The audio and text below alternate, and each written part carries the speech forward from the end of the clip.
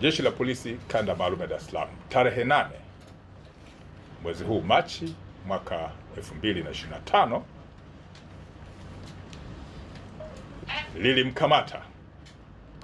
na baadaye alipojaribu kutoroka chini ya ulinzi na maofisa wa polisi kuchukua tahadhari zote za kumfanya asitoroke kwa kupiga risasi hewani, lakini mtuhumiwa huyu akakaidi. Alijeruhiwa kwa risasi kwenye paja na kwenye nyonga na baadaye kupelekwa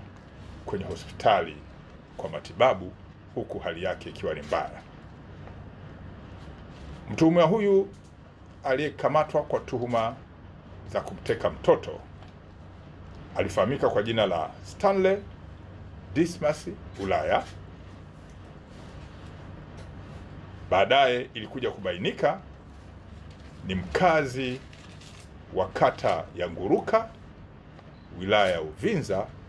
ambayo ipo mkoani Kigoma.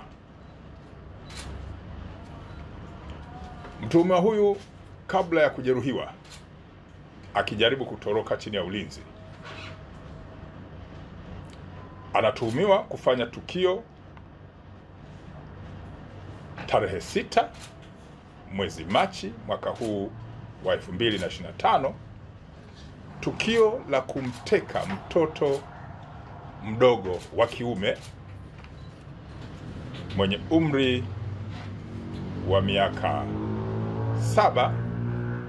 ambaye